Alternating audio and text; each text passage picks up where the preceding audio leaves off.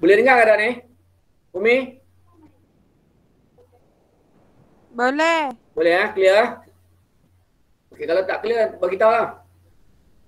Okey, soalan ni, ciri industri 3 ciri industri kecil dan sederhana ataupun IKS, okey. So kita tengok di sini, soalan ni memerlukan pelajar menyatakan. So kita hanya menyatakan 3 ciri. 3 ciri industri kecil dan sederhana. Dan kebanyakan calon dapat menjawab soalan ini dengan baiklah.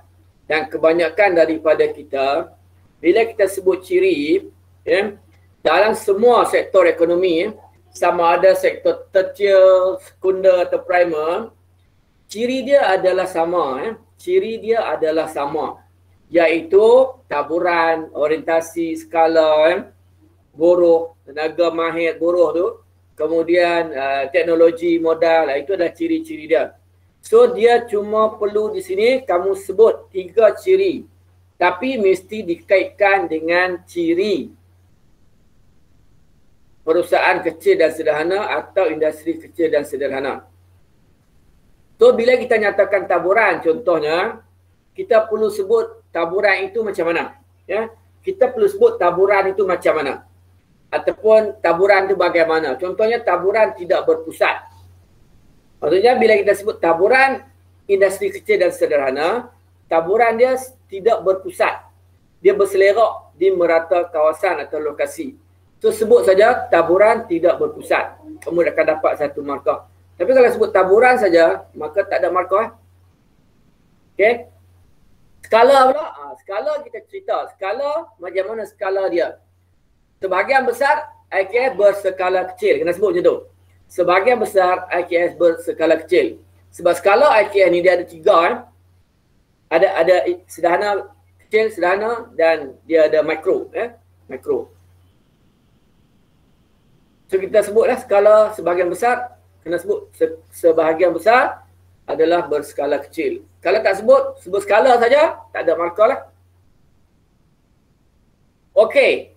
Orientasi pengeluaran pula. Bila kita sebut orientasi pengeluaran, kita kena sebut, kita jelaskan. Untuk apa? Untuk pasaran tempatan dan sebahagian untuk ekspor. Sebab dia ada dua-dua. So kita kena nyatakan, orientasi pengeluaran IKS adalah untuk pasaran tempatan dan sebahagian untuk diekspor. Okey. Itu ciri. Kalau modal pula, samalah modal. Modal kecil. Dan kebanyakan modal adalah Umi. Kalau IKS modal dia dari mana? Modal sendiri atau pinjaman? Ya, pinjaman keluarga, pinjaman ahli keluarga. Itu lebih tepat lah. Pinjaman bank ada lah tapi dia punya tak menyeluruh lah. Jadi kita sebut yang dominan. Okey. Kalau teknologi pula macam mana? Teknologi macam mana? Aina? Aina? Teknologi rendah. Teknologi? Teknologi rendah lah. Teknologi rendah. Okey. Kalau apa lagi? Buruh? Buruh apa tak? Buruh daripada ahli keluarga sikit. Buruh dia terhad kecil, sedikit Biasanya terhad kepada ahli keluarga ataupun individu tu saja. Jadi itulah. Jadi dia mudah Jadi dapatlah markah 1, 2, 3. Tapi kalau sebut taburan saja, skala saja, tak ada markah, ingatlah. Okey? Okey. Soalan yang mudah, tapi kalau jawab tak kena, dia tak ada markah. So dia Okey, duduk sana.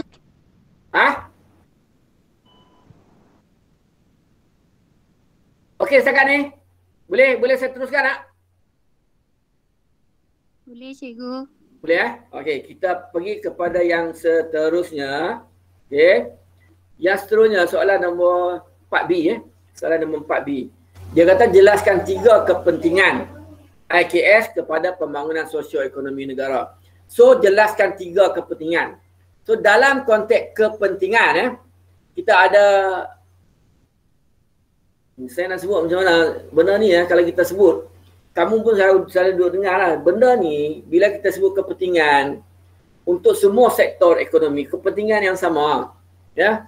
Semua sektor. Jadi bila kita sebut IKS, dia adalah salah satu daripada sektor ekonomi. Kalau kita sebut peruncitan pun benda yang sama juga. Cuma cara memberi olahan. Cara kita nak bagi olahan itu yang berbeza. Okey, menambah pendapatan negara, peluang pekerjaan, teknologi, R&D, membangunkan kawasan, memperluaskan pasaran, memberi kesan pengganda. Ini adalah kepentingan-kepentingan yang dominan yang selalu kita sebut. Dan dia terpakai untuk semua sektor ekonomi. Sebab tu saya kata, bila sebut berkaitan dengan ekonomi ni, dia tanya soalan mana pun, bila melibatkan kepentingan, benda yang sama saja. Tapi bila kita nak hurai, kita nak tengok macam mana kita nak hurai. Jadi saya dah sebut berulang-ulang kali, bila nak hurai, dia mesti ada 3 elemen utama. Yang pertama, isi atau faktor, proses dia, bagaimana dia berlaku, dan juga kesan dia. Apa implikasi dia.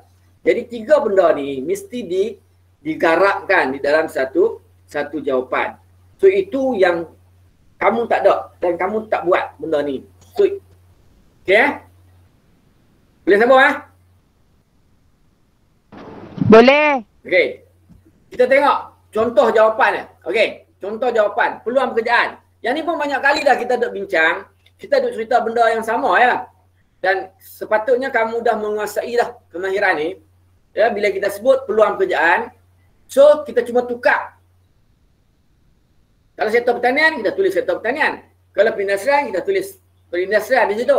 Tapi bila industri kecil dan sederhana, kita gunakan industri kecil dan sederhana menyumbang kepada pembangunan sosioekonomi negara dalam aspek menambah peluang pekerjaan. Itu saja. Dan ayat ni sebenarnya ayat yang orang kata apa? Yang dominan, yang kamu boleh gunakan untuk semua aspek jawapan. Kamu gunalah ayat ni. Ayat yang akan membawa satu markah. Cuma ubah di mana? Industri kecil. Kalau dia tanya bab industri kecil. Kalau dia tanya bab peruncitan, tukar peruncitan. Kalau dia tanya industri, tukar kepada industri. Kalau dia tanya pertanian, tukar kepada pertanian. Okey? Sektor pertanian menyumbang kepada pembangunan sosioekonomi negara dalam aspek menambah peluang pekerjaan. Guna ayat yang sama. Kamu pasti dapat satu markah dari sini. Tak payahlah duduk pandai-pandai nak reka ayat yang orang kata apa tak tentu hala tuju dia. Jadi guna ayat yang simple ini untuk kamu dapat sekurang-kurangnya satu markah. Dengan syarat isi atau fakta yang dikemukakan adalah betul. Kalau isi tak betul, dia tak dapat markah lah. Walaupun ayat yang sama digunakan. Okey. Kamu tengok industri kecil dan sederhana menyumbang kepada pembangunan sosioekonomi negara dalam aspek menambah peluang pekerjaan kepada penduduk. Menambah peluang pekerjaan kepada penduduk tempatan. Okey. So, bagaimana? Bagaimana itu? Pembangunan IKS dalam berbagai sektor. Bagilah contoh. Sektor apa? Perkhidmatan, pemprosesan, pembuatan, dia dapat mewujudkan peluang pekerjaan. Contohnya apa? Pekerjaan apa?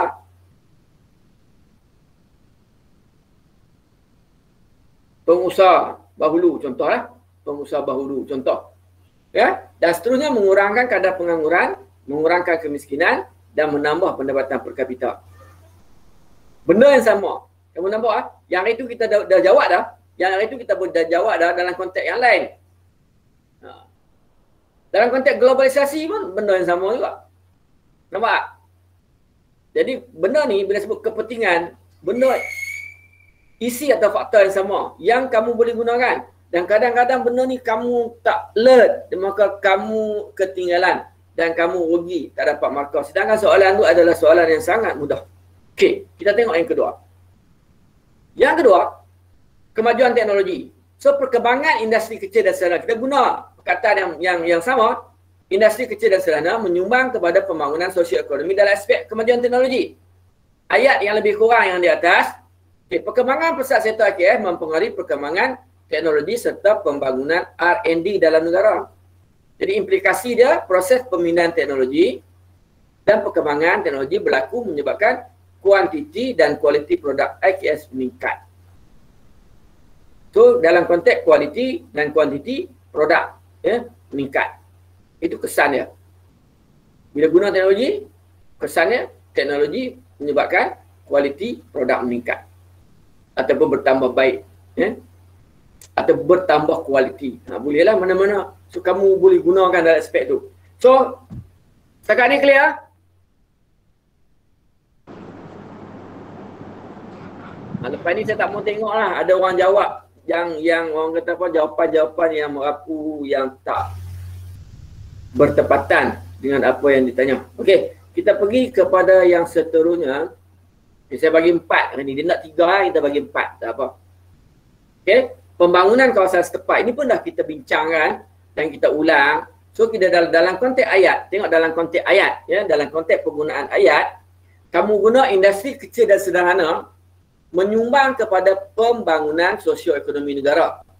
Dalam aspek ayat yang sama. Jadi kita tak payah dah nak reka ayat yang berbagai guna yang sama, tapi kita ubah, tambah pembangunan kawasan setempat. Okay, untuk dapat satu markah. Untuk dapat satu markah lagi, kita hurai pembangunan IKS dalam pelbagai sektor seperti industri memproses, ya, industri perkhidmatan, yang tadi juga lah, peruncitan, ya, menyumbang kepada kemasukan lebih banyak kemudahan infrastruktur asas, ya. Adapun pembangunan, ya, kalau tak mau kata kemasukan, nak tulis pembangunan pun tak ada masalah. Pembangunan infrastruktur asas seperti jalan raya, air, elektrik, ya, perbankan dan kesihatan bagi mempercepatkan proses pembangunan kawasan setempat. Okay. Dan kesan pengganda, ini adalah isi-isi yang dominan, ya. Perkembangan industri kecil dan sederhana menyumbang kepada pembangunan sosioekonomi dalam aspek mewujudkan kesan pengganda. Benda yang sama. Ayat, kamu tengok ayat yang digunakan ni, ayat jimat. Ya. Jadi perkembangan sektor IKS mempengaruhi perkembangan proses pengeluaran dan pemprosesan sumber primer serta tertier seperti pertanian, perikanan dan juga pelancongan. Ya, perikanan, pertanian itu sumber primer, pelancongan itu sumber tertier. Jadi kesan pengganda, ya, kemajuan ekonomi dalam sektor-sektor ekonomi yang lain selain daripada IKS itu. Ada sektor-sektor lain yang terpengaruh atau dipengaruhi oleh perkembangan IKS ini. Okey, itu untuk soalan nombor 4B, ya. Okay, soalan nombor 4C. Okey. Uraikan 3 faktor yang mempengaruhi ketidakseimbangan. Dan soalan ni pun masih berkaitan dengan industri. Cuma yang ni dia dalam konteks yang lebih besar. Dia tak sebut IKS lagi dah. Dia sebut industri. Bila industri, dia lebih besar, ya, lebih besar. Jadi dia melibatkan semua industri lah. So dia nak faktor yang mempengaruhi ketidakseimbangan. Atau kita nak tengok apa faktor yang menyebabkan kemunduran atau faktor yang menyekat pembangunan atau mengganggu proses pembangunan industri di Malaysia, khususnya berkaitan dengan ketidakseimbangan taburan dia. Kenapa ada setengah kawasan industri dia maju dan padat? Ada setengah kawasan industri dia slow, perlahan dan tidak berkembang dengan baik. So antara faktor-faktor dia kalau sebut semua faktor yang mempengaruhi perkembangan sektor ekonomi adalah faktor-faktor yang sama, ya. Untuk semua ekonomi apa pun sama, ya, faktor dia. Antaranya ialah sejarah, ya, faktor sejarah, faktor urbanisasi atau perbandaran, faktor kemajuan infrastruktur, faktor taburan penduduk, faktor sumber bahan mentah, dasar kerajaan dan faktor fizikal seperti bentuk muka bumi, iklim dan sebagainya. Itu adalah faktor-faktor yang dominan, dan sebab itu untuk tajuk ini, untuk SEM 2 ni sebenarnya dia lebih mudah. Sebab isi-isi yang ada dia sama, cuma kita nak hurai. Bila kita hurai, kita kena kaitkan dengan sektor ekonomi tertentu. Itu sahaja. So kita kena faham lah sektor-sektor ekonomi yang terlibat. Sama ada tertier, primer atau sekunder. Ya. Okey, setakat ni okey. Aina, setakat ni okey Aina?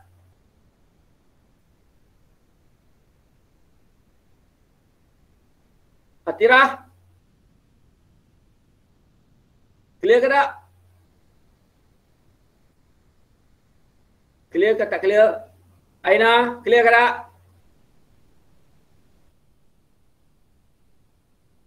Boleh? Saya teruskan. Okey, kita tengok contoh jawapan ya. Contoh jawapan ya. Proses pembandaran. Clear, cikgu, clear. Apa dia? Aina, clear ke tak?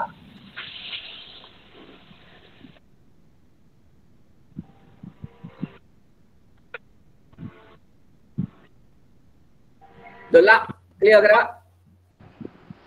Okey saya teruskan Okey, perbandaran kalau kita tengok proses perbandaran atau urbanisasi mempengaruhi ketidakseimbangan taburan. Kita gunakan ayat yang sama macam tadi. So kawasan yang mengalami proses perbandaran yang pesat. Kita bagilah contoh seperti Shah Alam ya. Bagi satu atau dua contoh mempunyai taburan industri yang sangat padat. Manakala kawasan luar bandar ya yang proses urbanisasi dia sangat perlahan mempunyai taburan industri yang jarang ataupun tidak ada langsung ya ataupun tidak ada ya industri dibangunkan di sana. So kita boleh tulislah. Okey.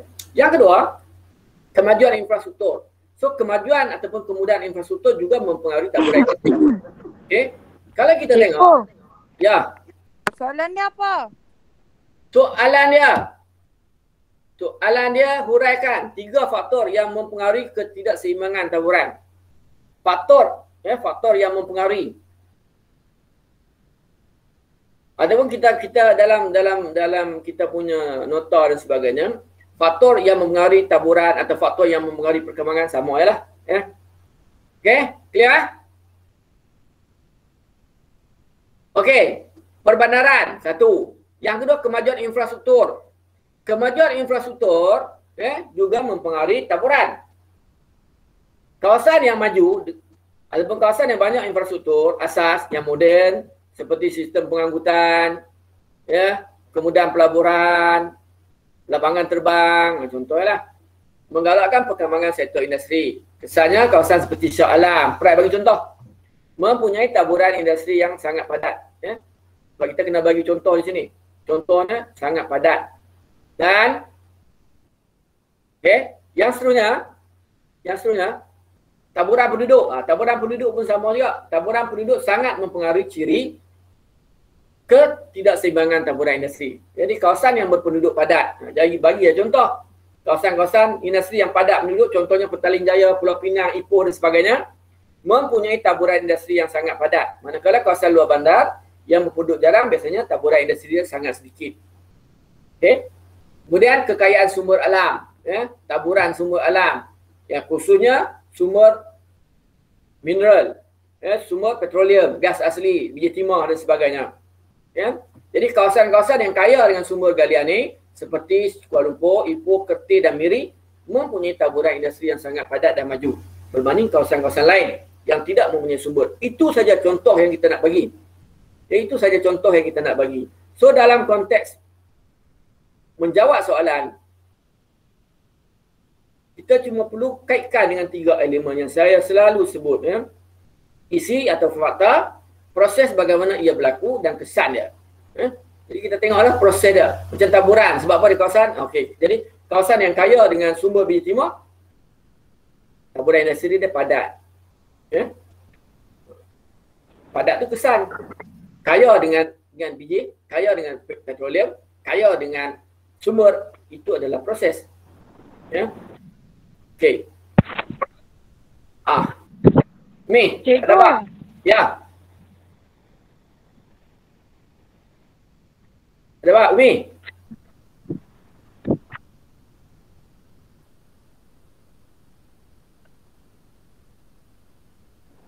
Okey, kita habiskan slide ni dulu. Okey, ya.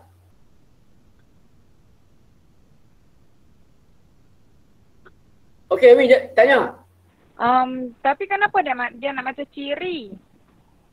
Apa yang ciri? Mana ciri?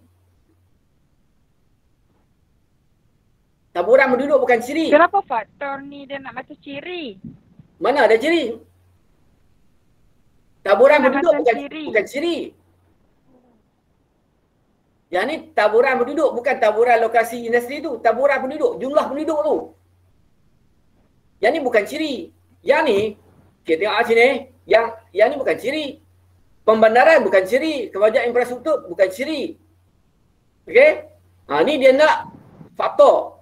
Jadi perbandaran itu proses perbandaran. Dia ciri yang lain. Ciri borough. Yang tu ciri. Jadi ciri dalam konteks yang lain. Yang ni faktor. Bentuk muka bumi, faktor. Ya? Bekalan bahan mentah, faktor. Mungkin dia akan menjurus kepada ciri kalau kamu sebut okey faktor tenaga buruh. Tenaga buruh dia akan menjadi ciri lah. Tapi kalau kita urai dalam konteks jumlah penduduk ataupun kekurangan kawasan yang ramai penduduk, jadi akan terkait dia dengan ciri itu buruh. Buruh yang ramai bila penduduk padat, tenaga buruh dia banyak. Jadi kawasan tu akan berkembang dengan pesat dalam sektor industri kerana bekalan tenaga buruh yang mudah dan murah. Itu boleh kaitkan. Jadi dalam konteks menjelaskan tu, kita nak kena tengok dalam konteks soalan tu nak apa. Kalau dia ciri, kita juruskan dia kepada ciri. Tapi kalau dia tanya faktor, kita juruskan dia kepada faktor. Dia tak dicampur. Kalau campur ciri dengan faktor, dia itulah yang menyebabkan jawapan kita tersasar dan tidak layak diberi markah. Clear? Okey, saya tamatkan dulu. Saya akan tamatkan dulu rakaman ni. So kita akan tengok. Okey. Kita akan tengok. Okey. Jadi untuk slot ini, bahagian yang pertama ya, soalan struktur. Jadi kita tamatkan perbincangan di sini. Saya harap kamu dapat memahami dengan baik dan dapat dimanfaatkanlah untuk mendapat markah yang baik di dalam jawapan peperiksaan. Okey. Sekian, terima kasih.